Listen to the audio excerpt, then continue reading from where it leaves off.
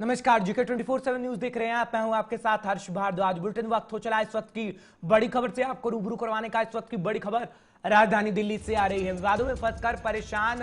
हो गई हैं कंगना रनौत, ये आपको बताएंगे। उसके बाद आपको राजधानी दिल्ली की भी बड़ी खबर बताएंगे, लेकिन सबसे पहले बात मुंबई की कर लेते हैं, कंगना की कर लेते हैं, क्योंकि ट्वीट कर कहा है कंगना ने उलझती जा रही हूं और तमाम बातें कंगना की तरफ से कही गई हैं। शिवसेना ने मुखपत्र सामना में कंगना रनौत पर निशाना साधा है। बड़ी जानकारी, बड़ी खबर इस वक्त की मुंबई से हम आपको दे रहे हैं कि पीओ के कहने वाले के पीछे महाराष्ट्र बीजेपी खड़ी है, ये शिवसेना का कहना है और तंज कसा गया है, क्योंकि विवादों में फंसकर परेशान हुई है कंगना रनौत। और लगातार जब ट्विटर वार एक तरीके का चल रहा है मुंबई में, और ये कह रही हैं कंगना कि अब मैं उलझती जा रही हूं, ये ट्वीट करके कहा गया है कंगना रनौत की तरफ से। और शिवसेना ने मुखपत्र सामना में कंगना रनौत पर निशाना साधा है। इस वक्त की बड़ी जानकारी, बड़ी खबर हम आपको पहुंचा रहे हैं। और बात करें आर्थिक राजधानी मुंबई की, तो आर्थिक राजधानी मुंबई का इस वक्त माहौल बेहद गर्म है। ऐसे वक्त में जब एक तरफ कंगना रनौत लगातार शिवसेना पर हमला बोल रही हैं, और बात अगर शिवसेना की करें, संजय राउत की करें, तो संजय राउत भी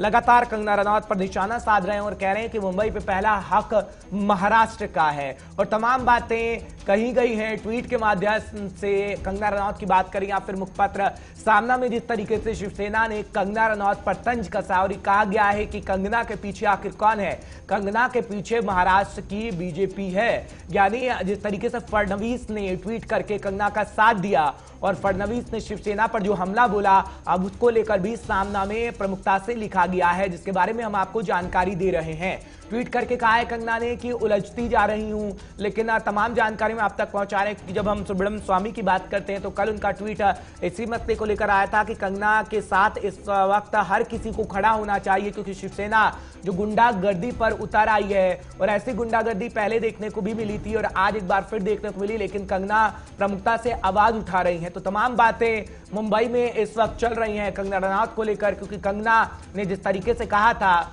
मुंबई को लेकर, और तमाम बातें ऐसी हैं जिसके बारे में हम आपको जानकारी दे रहे हैं। अशोक पांडे का रुख कर लेते हैं, तमाम जानकारी अशोक से हम लेने की कोशिश करते हैं मुंबई से सीधा लाइव। अशोक, जानकारी दीजिएगा, क्योंकि एक तरफ शिवसेना है जो सामना के जरिए कंगना पर लगातार हमला बोल रही है, एक तरफ कंगना है अब कह रही है कि मैं उलझती जा रही हूं। क्या कहने का उनका मतलब हो सकता है उलझने को लेकर, और जिस तरीके से ये कहा गया है सामना में कि कंगना के पीछे महाराष्ट्र बीजेपी है? अशोक,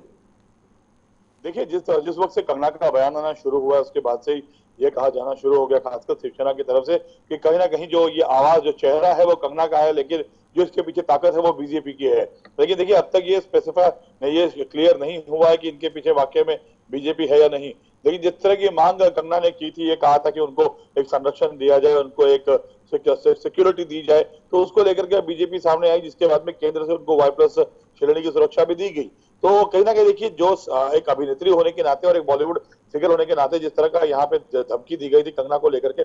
इसका समर्थन, इसका विरोध करते हुए कहीं ना कहीं पर जो है बीजेपी ने उनको सहयोग किया। और कंगना को लेकर जिस तरह से इस समय महाराष्ट्र में खासकर शिवसेना के नेता जो ये कह रहे हैं कि उनको सहयोग है बीजेपी का, तो देखिए पहले शिवसेना के नेताओं को यह समझना पड़ेगा कि जो वो जिस तरह की धमकी दे रहे हैं और जिस तरह की बातें कर रहे हैं, तो केंद्र से मांग करने के बाद में एक ऐसे बॉलीवुड फिगर को कहीं ना कहीं पर केंद्र मदद करेगा, भले वो शिव सैनिक हो या किसी भी पॉलिटिकल पार्टी से जुड़ा हुआ हो। अगर मदद मांगी जाएगी तो केंद्र से मदद मिलेगी। इसको लेकर इनका आरोप लगाना ठीक है, अपनी जगह जायज है, लेकिन मुख्य आज ये है जिस तरह से आज सामना में दोबारा ये कहा गया है, जिस तरह से पूर्व एक नेवी अधिकारी को कल पीटा गया था, उसको लेकर के आज ये कहा गया है संजय राउत के संपादकीय में कि जो भी था ये शिव सैनिकों का एक गुस्सा था, रोष था, जो कहीं ना कहीं सही है। देखिए, इस पूरे महाराष्ट्र में इस समय अगर बात करें तो शिवसेना का एक दोहरा चरित्र देखने को मिल रहा है। यहाँ एक तरफ लोगों को पिटाई की जा रही है, मारा जा रहा है शिव सैनिकों की तरफ से, तो वहीं अब शिवसेना के जो बड़े नेता हैं वो इस बात का समर्थन करते हुए दिखाई दे रहे हैं। हर्ष, लेकिन अशोक, आज बेहद अहम इसलिए भी हो जाता है कि कंगना रनौत आज राज्यपाल से मुलाकात करने वाली हैं। कितने बजे मुलाकात होगी, क्या कुछ इसमें रहने वाला होगा अशोक? क्योंकि लगातार आप हम तक जानकारी पहुंचा रहे हैं, और जिस तरीके से मुखर विरोधी शिवसेना की कंगना रनौत हुई हैं, अब राज्यपाल से उनकी मुलाकात होगी, क्या कुछ इस तरीके से बातें सामने आ रही हैं? क्या शिवसेना के लेकर बातें सामने आएंगी? क्योंकि शिवसेना ने जिस तरीके से कार्रवाई की है, बीएमसी की कार्रवाई हुई है, क्या कुछ राज्यपाल से मुलाकात में होने वाला होगा अशोक? देखिए, आज शाम को 4:30 बजे वो राज्यपाल भगत सिंह कोश्यारी से मिलेंगी, और जिस तरह से कल बाकायदा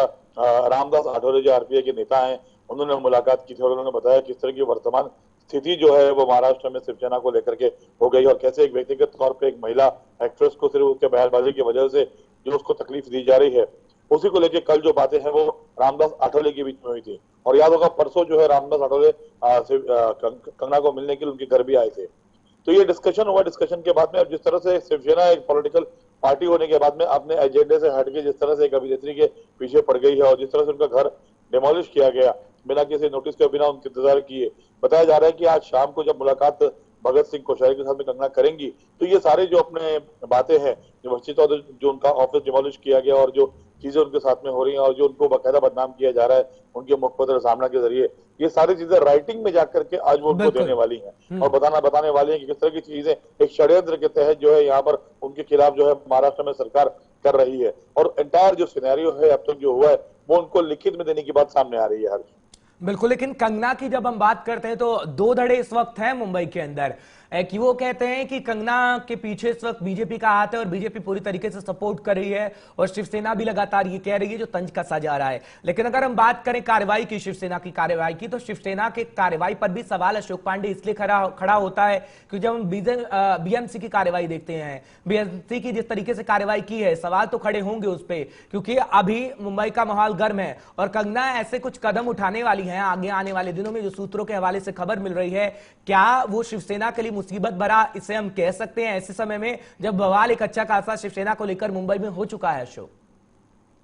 बिल्कुल, देखिए जिस तरह से बीएमसी ने फैशन डिजाइनर मनीष मल्होत्रा को भी नोटिस दिया था उनके अवैध निर्माण को लेकर के, और 7 दिनों का उनको समय दिया गया, तो वहीं दूसरी ओर कंगना को 24 घंटे में 2 बार नोटिस देकर के उनका घर डिमोलिश कर दिया गया। अब जिस तरह से ये कार्रवाई की गई है, जिसको पहले ही हाईकोर्ट में कंगना जो है लेके जा चुकी है और हाईकोर्ट की तरफ से बीएमसी को फटकार लगाई गई है, तो कहीं ना कहीं कटघरे में शिवसेना तो है ही, लेकिन अब जिस तरह से आगे की रणनीति होगी, जिस तरह से अब आगे बाकी चीजों को लेकर के कंगना आने वाली है, और बताया जा रहा है कंगना जो है वो बाकायदा अब बीएमसी के ऊपर और बिल्कुल, खैर ये वक्त ही बता पाएगा। अशोक, तमाम जानकारी देने के लिए बहुत बहुत शुक्रिया, और आप हम अपनी नजर बनाए रखिएगा क्योंकि आज कंगना की मुलाकात राज्यपाल से होने वाली है और लिखित में वो तमाम बातें कहती हुई